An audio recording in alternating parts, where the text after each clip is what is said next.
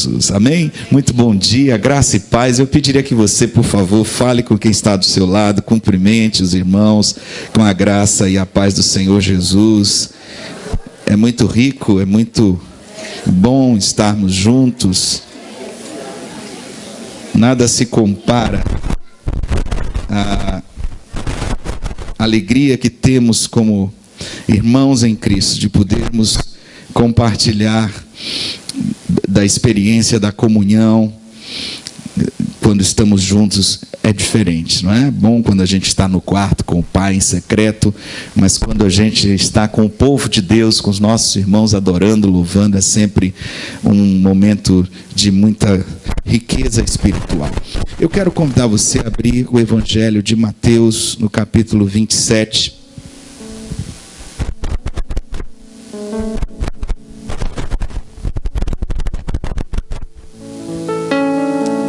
Nós vamos ler dois textos, Mateus 27 e João 13.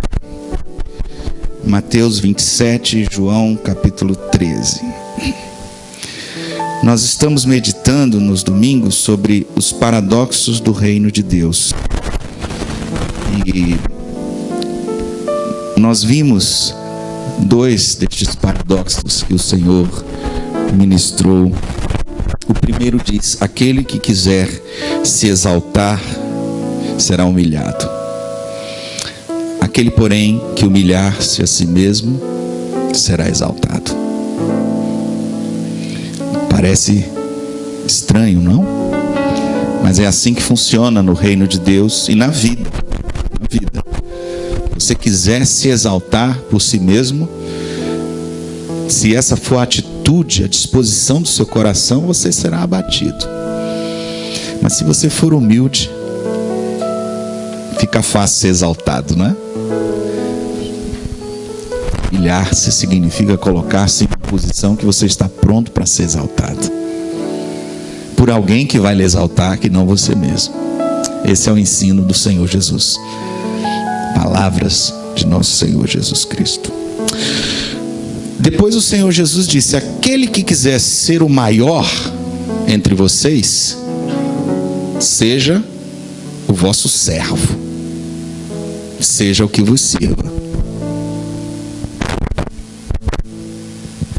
Quem quiser ser grande no reino de Deus, tem que ser o menor, tem que ser o servo. E aí nós vimos nesses dois últimos domingos que o primeiro paradoxo reflete uma disposição do coração, é uma atitude interior. A humildade é uma chave espiritual, é um princípio espiritual para que sejamos honrados por Deus. Mas o serviço é o resultado prático da humildade. Nós estaremos expressando a humildade de forma prática quando nos colocamos na posição do servo, com disponibilidade para servir de maneira prática. Não adianta ter uma humildade platônica, né? Sou humilde, sou tão humilde, sou pobrezinho.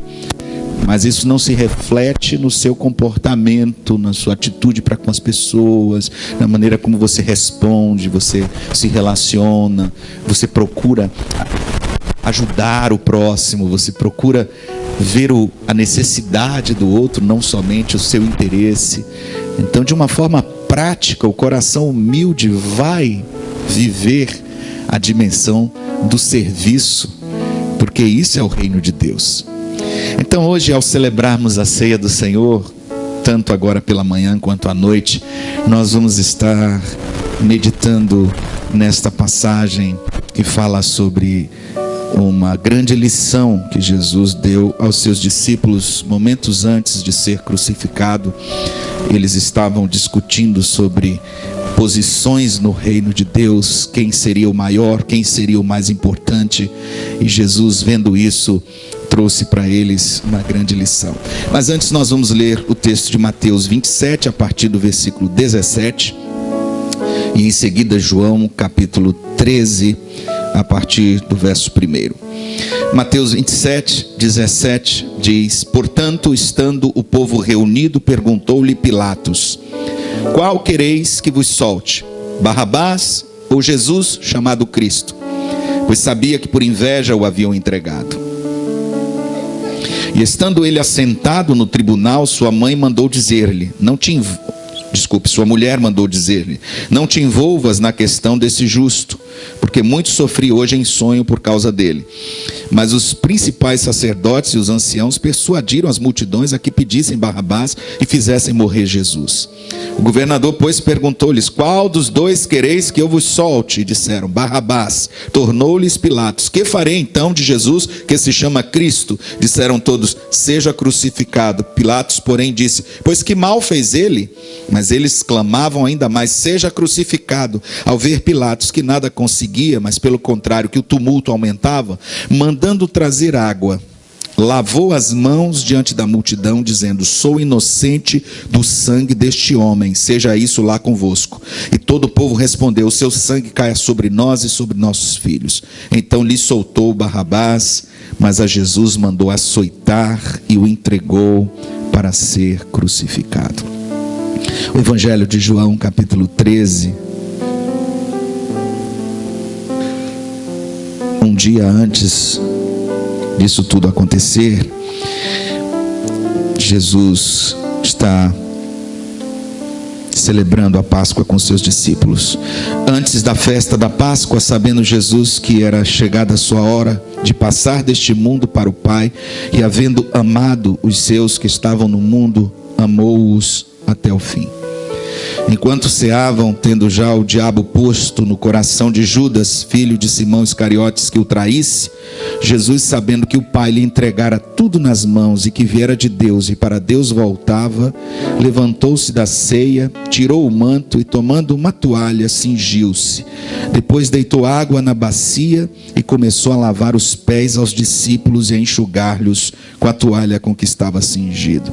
Chegou, pois, a Simão Pedro, que lhe disse: Senhor, lavas-me os pés a mim? Respondeu-lhe Jesus: o que eu faço tu não o sabes agora, mas depois o entenderás. Tornou-lhe Pedro: nunca me lavarás os pés. Replicou-lhe Jesus: se eu não te lavar, não tens parte comigo. Disse-lhe Simão Pedro: Senhor, não somente os meus pés, mas também as mãos e a cabeça. Respondeu-lhe Jesus: aquele que já se banhou não necessita de lavar senão os pés, pois no mais está todo limpo. E vós estáis limpos, mas não todos, pois ele sabia quem o estava traindo. Por isso disse: nem todos estáis limpos. Ora, depois de lhes ter lavado os pés, tomou o manto, tornou a reclinar-se à mesa e perguntou-lhes: entendeis o que vos tenho feito? Vós me chamais mestre e senhor, e dizeis bem, porque eu o sou. Ora, se eu, o senhor e mestre, vos lavei os pés, também vós deveis lavar os pés uns aos outros, porque eu vos dei exemplo, para que como eu vos fiz, façais vós também.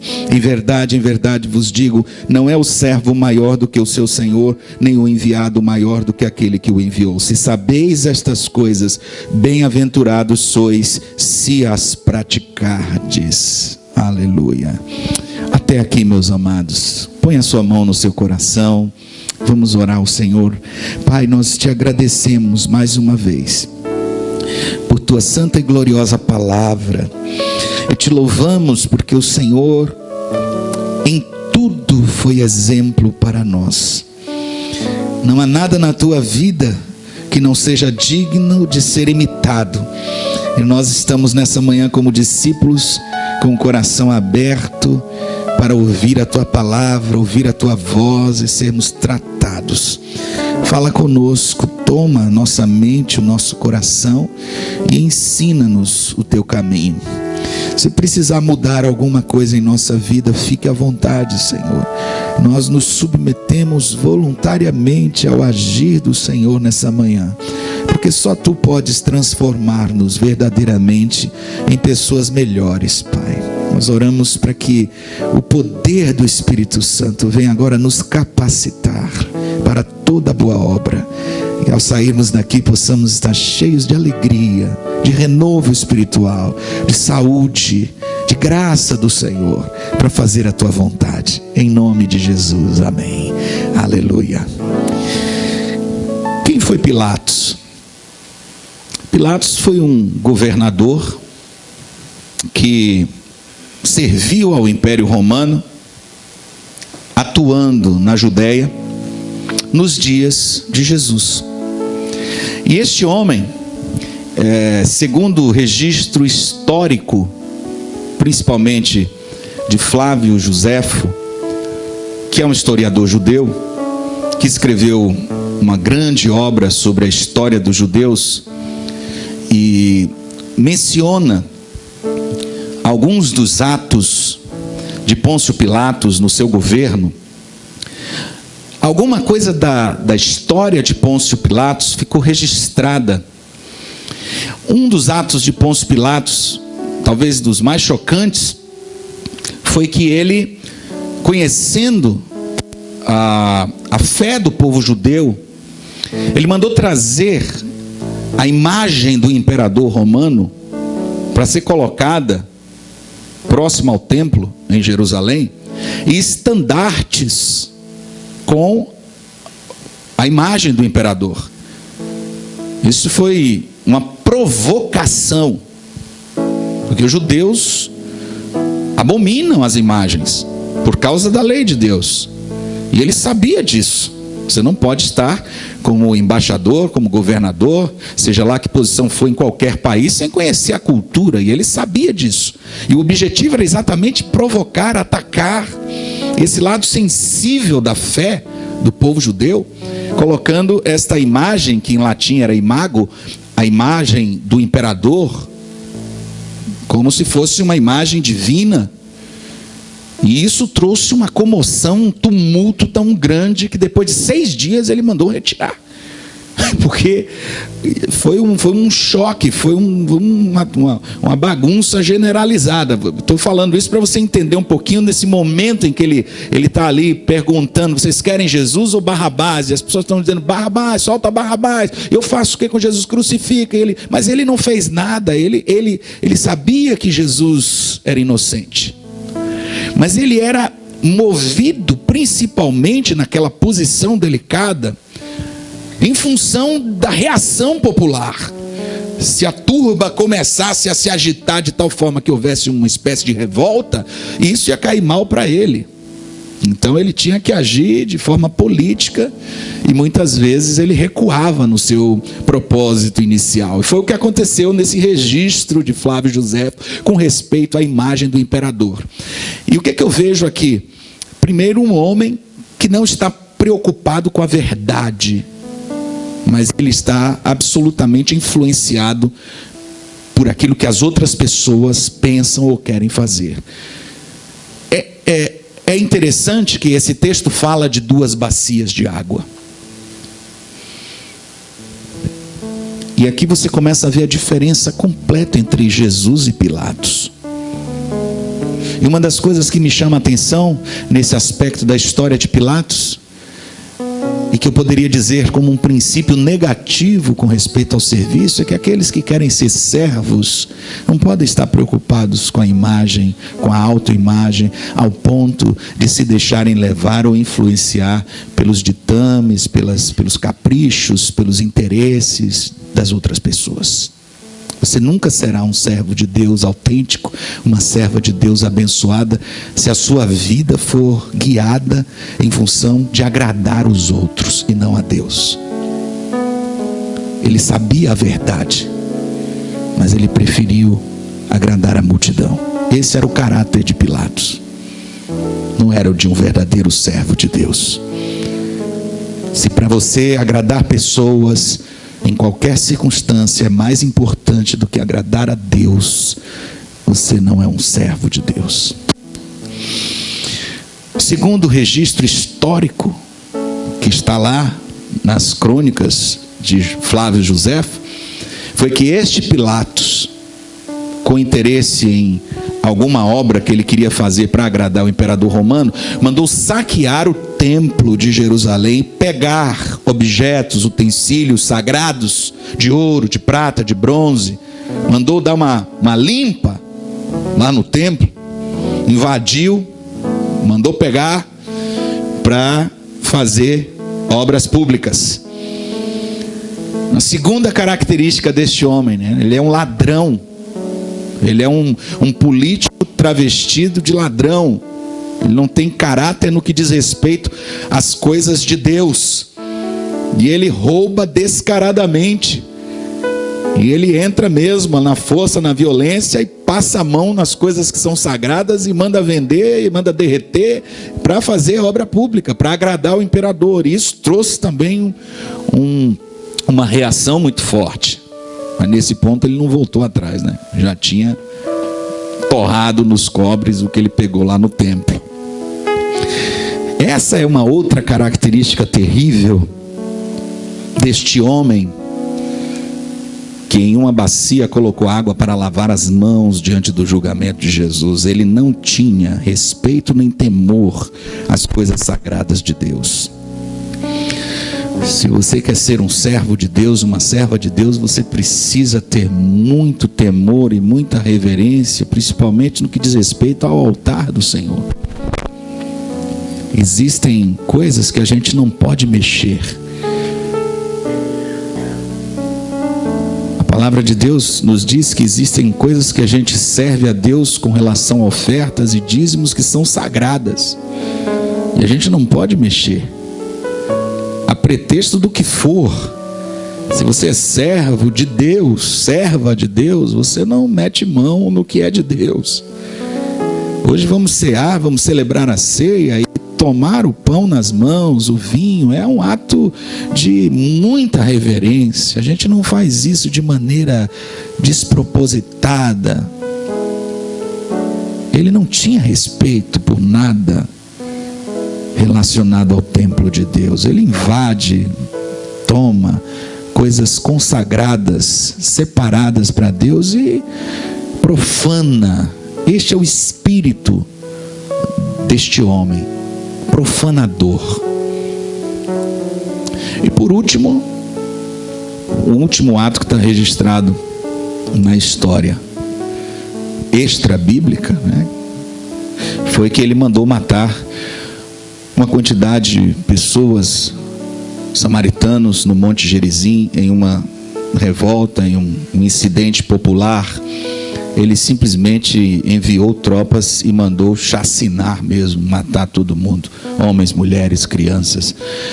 E foi tão forte a violência com que ele empreendeu essa demonstração de força, de poder político, que ele foi chamado às pressas em Roma para esclarecer o que ele estava fazendo. Até o próprio imperador, até a própria corte romana achou exagerada a forma como ele agiu. Bárbara, usando de violência, de truculência, sem se importar com a vida do ser humano. Então, este é um outro aspecto negativo deste homem chamado Pilatos.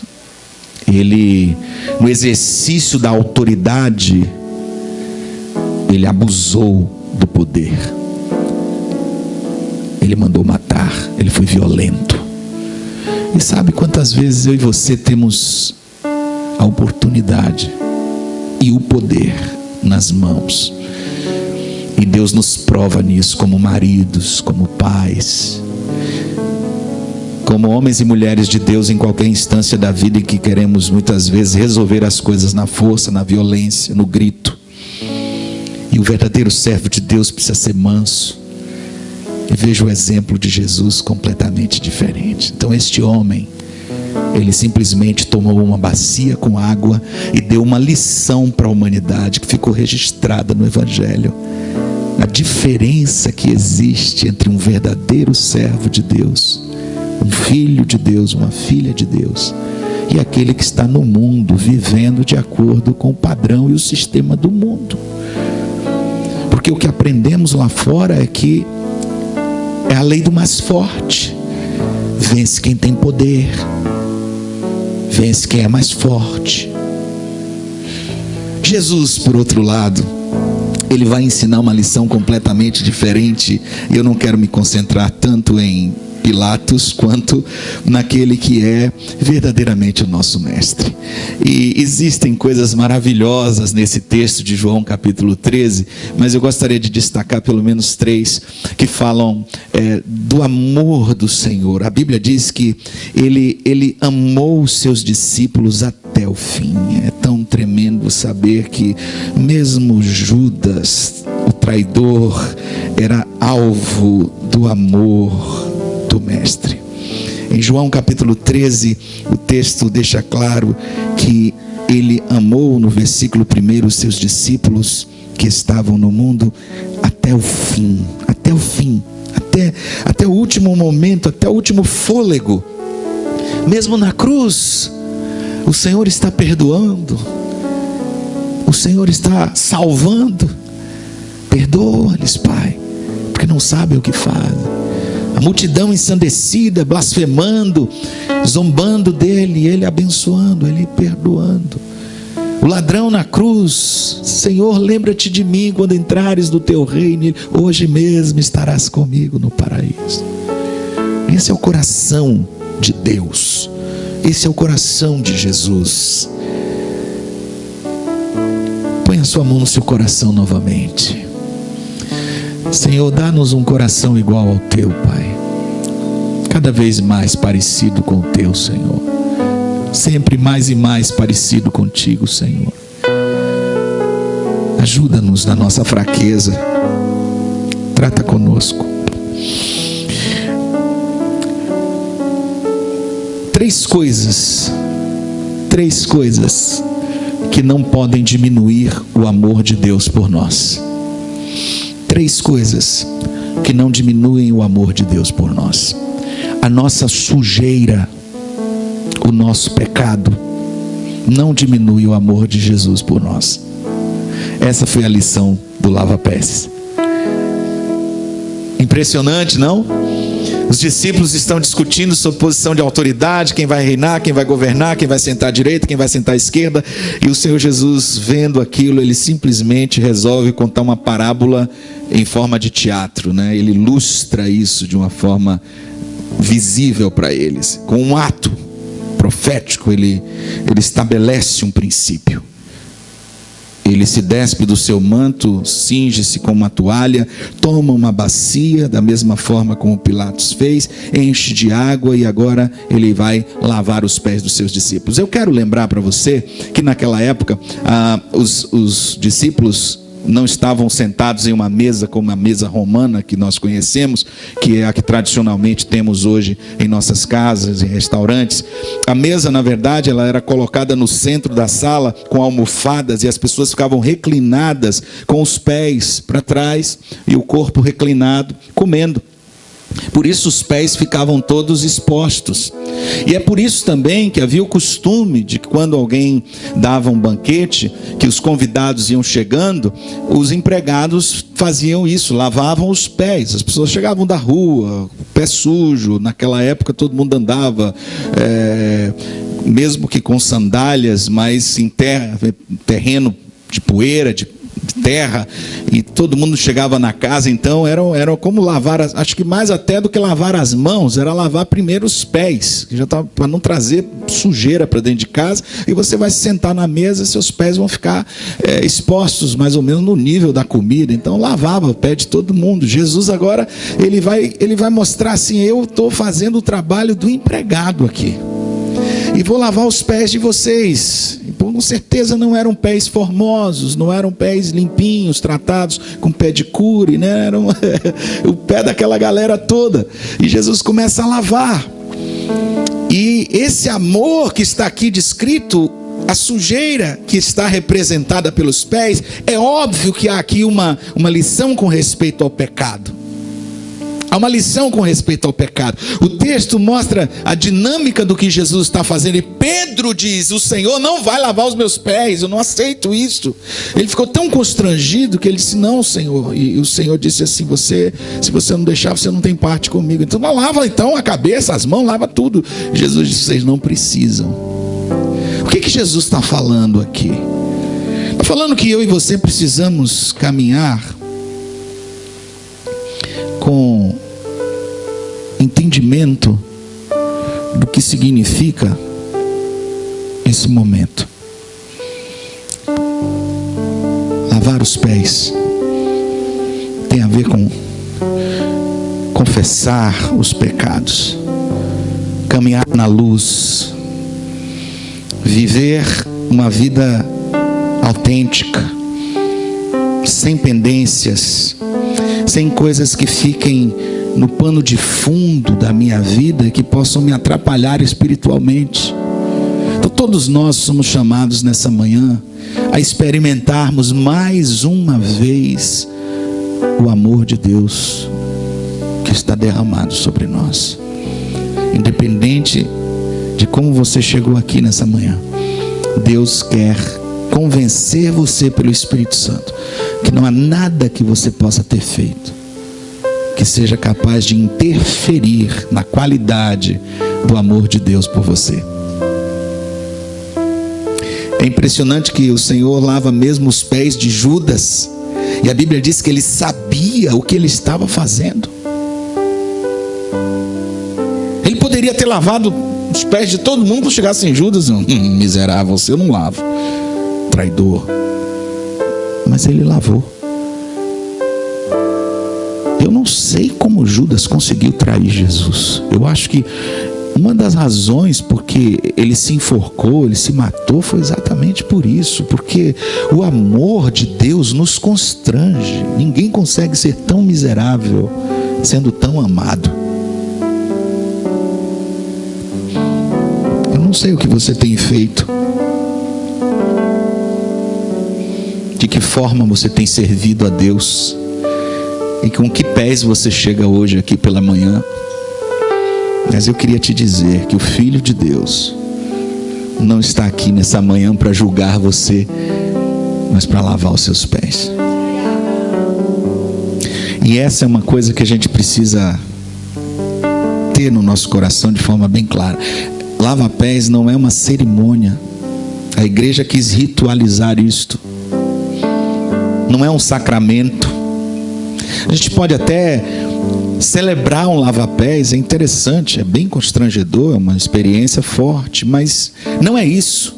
É um exemplo prático que Jesus está chamando a atenção de algo que precisa ser um estilo de vida. Eu e você precisamos, na comunhão com os irmãos, sermos sinceros, andarmos na luz, abrirmos nosso coração, tratarmos nossas pendências e não deixarmos que a igreja se torne um lugar de religiosos, de hipócritas, de pessoas falsas, mentirosas, que simplesmente participam de ritos, mas que continuam vivendo em pecado. Essa é a mensagem.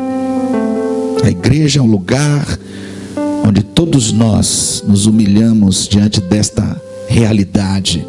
Precisamos lavar os nossos pés. Não existe ninguém que chegou aqui nessa ceia e possa dizer: ai, graças a Deus, passei o mês inteiro e não cometi nenhum pecado.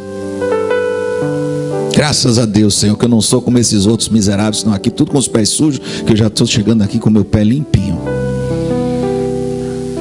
Todos nós precisamos aprender na nossa caminhada a tratar o que precisa ser tratado, na igreja e na casa, em nossa família, em nossos relacionamentos. Não deixar para trás, não varrer para debaixo do tapete, não fazer de conta que as coisas não aconteceram, porque não funciona dessa forma.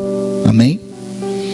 Segundo, coisa que não diminui o amor de Deus por nós de forma alguma, a nossa resistência ou dureza de coração, ou as nossas opiniões, os nossos conceitos, né? A maneira como Pedro de repente quis, em nome até de espiritualidade ou de humildade, seja lá do que for, dizer: não, Senhor, comigo não. E Jesus foi muito claro com ele, disse: querido, se você não me permitir fazer isso, você não tem parte comigo. Você pode ter suas ideias, você pode ter seus conceitos, você pode ser duro na queda, como for. Deus não está nem aí. Ele não deixa de te amar por isso. Agora você precisa entender que em algum momento você tem que abrir mão dos seus conceitos, porque senão você não tem parte com ele. De que vale a pessoa ficar tão endurecida para Deus e perder o principal, perder a salvação, perder a vida eterna? O que hoje tem na tua vida que você possa estar agarrado e que você não possa entregar nas mãos do Senhor e dizer: Senhor, me perdoe, está aqui a minha vida, faz com ela o que o Senhor quiser.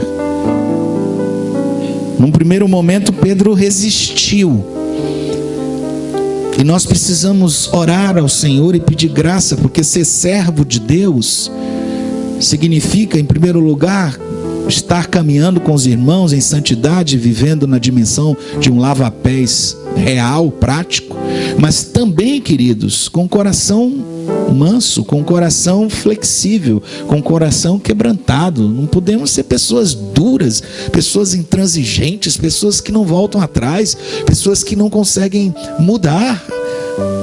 Se a tua opinião não bate com a de Deus, que a de Deus prevaleça na tua vida. Se existem coisas que quando Deus vai agir, você se fecha, você se endurece, você diz: não, isso comigo não. Eu me lembro de uma vez que uma pessoa foi questionar por que quando às vezes orava com alguém, a pessoa caía no poder do Espírito Santo. Ela achou aquilo estranho, achou um negócio que não tem sentido. Diz: comigo não. Foi o primeiro que caiu igual uma jaca no chão, né? Porque Deus faz isso. Em algum momento, quando você se endurece e diz: assim não, comigo não funciona, Deus vai tratar a dureza do meu e do seu coração da forma como só Ele sabe tratar. E nesse caso eu vejo o amor de Jesus sendo um amor firme, não é um amor complacente. Pedro disse: não, Senhor, tudo bem, Pedro, você não quer, deixar para lá. Não é do jeito que você quer. E Deus não vai abrir mão do que Ele quer fazer na sua vida. Ele vai fazer, e Ele vai te ensinar. E você precisa ter um coração aberto, homem. Mulher, você precisa ter um coração aberto, sensível, quebrantado. Como terá sido a reação de João, de André, de Felipe? Eu acho que Pedro olhou a galera ali e disse: não é possível, não. Vocês vão deixar Jesus lavar os pés de vocês? Não, comigo não, eu não aceito. Opiniões, conceito humano, achando que estava fazendo uma grande coisa. E o Senhor Jesus disse: não é do seu jeito. Terceira coisa que não vai diminuir o amor de Deus jamais por mim e por você: a nossa ignorância. A nossa falta de entendimento. Jesus está fazendo alguma coisa e Ele está dizendo claramente: o que eu estou fazendo agora vocês não vão entender, mas depois vocês entenderão. Eles estavam ali sem compreender muito as coisas. Hoje é fácil para mim e para você. Nós olhamos, nós lemos a história, nós conhecemos o Evangelho, nós sabemos o que aconteceu depois, nós conhecemos o sacrifício de amor do Senhor, e nós ficamos assim olhando e achando, mas naquele momento ninguém sabia nada. Ninguém estava compreendendo o que ia acontecer na verdade. Eles estavam discutindo, e eu acredito que no fundo eles estavam pensando, quando Jesus falava enigmaticamente sobre a cruz, sobre ser entregue aos... Eles estavam pensando: vai acontecer um negócio agora, o Senhor vai assumir o reino. Vai acontecer um negócio, Jesus está se preparando para a grande tomada agora, para a grande sacada. Esse é o momento que o reino de Deus virá. Só que foi o contrário. Eles olharam e viram o mestre crucificado e morto, sepultado. Diz: acabou, the dream is over. Acabou o sonho, não tem mais razão de ser nada, perdemos tempo. Mas ao terceiro dia Ele ressuscitou. E depois Ele encontra os discípulos e começa a falar deste reino de poder. O Espírito Santo é derramado, e todos esses homens se tornam mártires pela causa do Evangelho, com exceção de Judas. Mas o que é impressionante é que Jesus diz: nem a ignorância de vocês, nem o fato de que vocês sejam incapazes de compreender, ou mesmo tardios para entender, ou até mesmo tolos para compreender, nem isso foi suficiente para mudar o amor do Senhor pelos seus discípulos. Deus te ama. O Senhor disse: o meu povo perece porque lhe falta o conhecimento, e verdadeiramente a ignorância espiritual é a ruína de qualquer que seja o discípulo do Senhor. Se você quer ser abençoado, você precisa conhecer e prosseguir em conhecer ao Senhor. Prosseguir em conhecer a palavra do Senhor. Você precisa ter um coração pronto para aprender. Você não pode vir num momento como esse aqui pela manhã e deixar de aprender, de receber a instrução e o ensino que Deus está trazendo ao seu coração. Você não pode viver como ignorante. Você não pode caminhar no reino de Deus toda a vida com esse conhecimento tão pequeno e limitado, e se acomodar e se contentar com isso. Você precisa desejar ardentemente transpor esse nível de infantilidade espiritual e entrar no nível da verdadeira adoração. E quando se trata de adoração, você precisa conhecer o que é adoração, estudar a adoração, mergulhar na adoração, praticar a adoração, oração, buscar o poder de Deus, jejum, estudar a palavra de Deus, conhecer mais os princípios da Bíblia, participar das disciplinas espirituais, congregar, estar com os irmãos, desenvolver sua vida espiritual. Você não pode viver ignorante.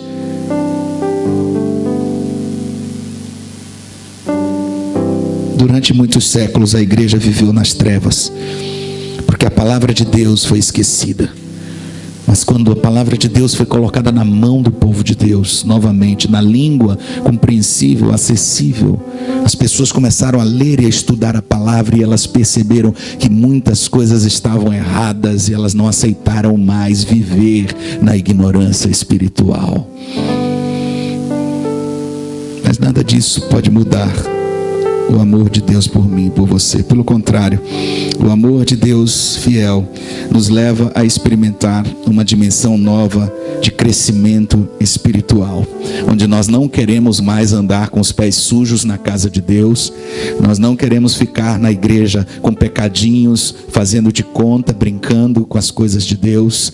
Nós não queremos mais, de forma alguma, viver nessa dimensão de dureza, de resistência, fechados, cheios de opiniões, de conceitos, sem um coração sensível, sem um coração quebrantado, sem um coração tratável, ensinável. Nós não queremos mais viver na ignorância, simplesmente desconhecendo a palavra, como pessoas que praticam uma espécie de religião. Não.